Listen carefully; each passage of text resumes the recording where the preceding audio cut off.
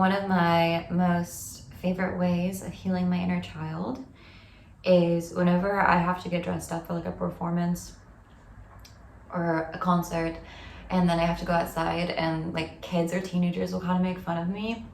I honestly, like, I really love that because it reminds me of when I was in middle school and I used to get made fun of a lot because my mom would let me obviously like dress myself, and I didn't really know how to put together outfits, and I would mismatch all the time, and like a lot of the girls at my school would make fun of me.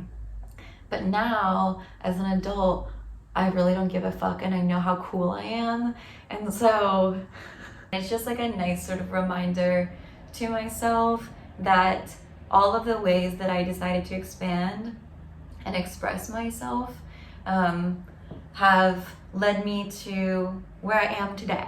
You know what I mean? And so kind of getting bullied is like my favorite way to heal that inner child, because I know now that their opinions don't matter. And it's funny, I was listening to a podcast the other day, and there was this really interesting conversation about how last children are typically like really creative and rebellious, and it's because by the time that you've arrived in the family, all of the niches have already been taken. For example, like the firstborn might be like the responsible one, the secondborn might be like the crazier one, or there's all of these niches in the family that have already been taken up. And so by the time that you arrive, you are sort of like, okay, whatever systems are already in place, like I don't really fit into those are already taken, so I need to like set myself apart in some way. And yeah, I really relate to that. I was thinking about that a lot. Let me explain what I'm doing besides healing my inner child. I'm actually trying on some like different costumes and outfits because I'm doing this residency next week with Mad 93, and every year they do this sort of festival where they pair two musicians together, and we basically in the space of 4 days have to come up with a whole new concert together, and it's like a mashup.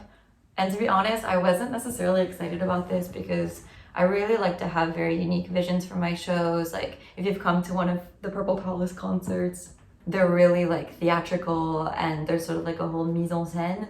And so having to do a mashup with someone else, especially because their music is so different than mine, I was kind of thinking like, how am I going to, be able to have like a vision for it? But I was thinking about it and I was like, well, maybe what we can do is have a sort of duel in a sense, because we have to be on stage at the same time. And so I was like, well, maybe I can be like sort of a dark, devilish energy, especially because a lot of the songs that I want to sing for this concert are very sort of like dark, create, destroy, female rage energy. And I was like, since her music is more like, I don't know, like inspiring sort of gospel hip hop ballads, very different than what I do, maybe she could incarnate like the angel energy, and it could be like this sort of light and dark type thing.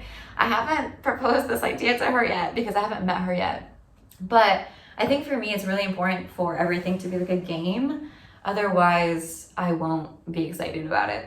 I was thinking about that today, and also thinking about how every time in my life I have sort of thought outside of the box and pushed myself creatively, I've always been rewarded. And so I want to talk about that today in terms of content creation and being an artist in 2024.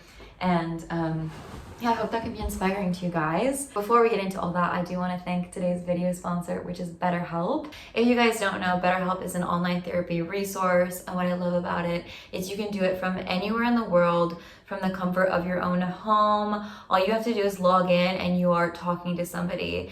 I think that a lot of times there's this stigma around therapy and shame around trying to get help, when in reality it can actually be an amazing tool to understand yourself better. So how it works, it's very simple. All you have to do is fill out a short questionnaire, and then they will match you with a licensed therapist. It's a lot more affordable than traditional therapy, and also they make it super easy to change therapists if ever you're not feeling the first one that they matched you with, which I think is really important, because above all, therapy should be a safe space for you, So like I said, you can talk to your therapist therapist through video or on the phone. Just like in traditional therapy, all of the therapists on there are fully licensed and really good at what they do with a wide range of expertise. So if you would like to try out BetterHelp, I would highly recommend it. And they're actually offering 10% off your first month to everyone who is watching this. All you have to do is go to betterhelp.com/purple. That's betterhelp, HLP.com/purple. So thank you so much to BetterHelp, and let's get into the rest of the video.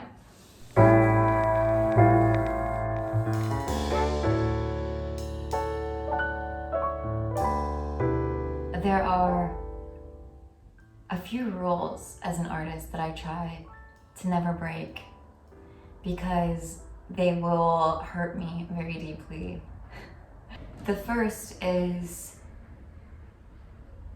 at first thing in the morning, it's always create first, consume second. I think that if you wake up and you reach for your phone right away, you have no space for your ideas to breathe. And so my goal is always in the morning to create something first. It could be like sit down with my guitar and play something. It could be sit down at the piano. It could be like right now I'm working on some scenes for a musical that I'm writing. And it's funny because the musical was inspired by some moments of play that I've had before, where I'll sit down with my chord for an hour and I will come up with different ideas, like very funny, fun ideas. And I got some really great ideas that I shared on TikTok, and those ideas kind of like blew up in a way because people just really resonated with them. But I would never have been able to find those ideas had it not been for carving out and planning time of play. I think the biggest error we can make is waiting for inspiration to strike. Like, we need to create systems in which we can find that inspiration, you know? For example, if I'm scrolling on social media and then I think like I can just take a break and have a good idea, like you're so inundated, you know? And I think the same goes for intention around relationships. Like, my friends make fun of me because I have this big poster in my room that I made, and it's factory policy, because I always say I'm in my Willy Wonka era and trying to build my factory. And one of them on the list is art first, boys second, or it could be like art first, like love second. Relationships are important, but nothing should ever come in the way of you and your creative systems and processes, you know? Another thing I wrote on that list, which is a system, is public speaking weekly. And when I talk about public speaking, I mean posting online, because actually posting online is a form of public speaking. Why? Because you're taking up space and you're being a leader in a sense. And why does it make you a leader? Because the more present you are in people's lives, the more you become important in their lives. One of my pet peeves is when you meet an artist and they might be so talented, but then they say something like, oh, you know, like, I'm just not good at social media. Like, I don't know, like, I hate all that. And I'm like, you mean like you're not good at, like, creating a community isn't important to you? Like, you have this free tool to create a community and you're just too cool for that. and then I get the idea that it's not easy for everyone. It's not easy to put yourself out there. But I also want to say, like, do you think it's easy for me? Like, it's not easy for me to post these, it's not easy for me to post things that a lot of people see as cringy or experimental, like, but I do it because it's important to me to create and not just be a consumer. Even back when my mom was younger, my mom is an amazing singer, she's an amazing artist. I bet she would have killed to have a tool like social media to share her art, you know? You have to think about it as a tool and as a way to connect to others, and not like, oh, like, if I try, then I'm gonna look dumb. At the end of the day, you have to sit down and ask yourself, like, where is the ego in all this? Because, like, every time I post online, I'm totally detaching from the ego, and I think people think it's the opposite, that if I post, I'm gonna look like an egomaniac. But it's about intention. you have to become kind of clear about your mission statement. Like, my mission statement is to connect to others through the things I'm creating. That's it, you know? I'm not trying to look cool. I'm not trying to, because trust me, a lot of my videos, I do not look cool, you know? But I think like having a sort of policy, like I think it's really good if you can sit down and write down like your values as an artist. And one of mine, like I said, is create in the morning before you consume. That is non-negotiable. Another is art first, boys second, because I'm trying to build my fucking factory over here. And if I want to be like Willy Wonka and have my empire, if I, you know, start letting anyone near these chocolates, what did we say? Especially in relationships, the best thing is if two people can build their factory individually and then meet at the same level and be like, oh, you want to come see my factory and what I built? And then you're like, yeah, okay, then I'll come see what you built in your factory. We're not building factories together, okay? Because what's gonna happen when the stock goes down? I don't know, I'm trying to find metaphors for it. When you're gonna split the factory in half? So yeah, anyway, I just wanted to share these thoughts this morning to encourage you to ask yourself what systems you can put into place, what non-negotiables and policies can you set for your factory? Because if you don't set any, it's just gonna be mayhem in there. You're gonna have people jumping on the assembly line. You're gonna have mixing up of different materials. Like, it's not gonna be good. Like, we need to have these systems in order to flourish within those systems, you know? It's so funny because even on the contract, I wrote binding contract, signed with blood, and I pricked my finger and I signed it with blood. Because that's how dramatic and extra I am.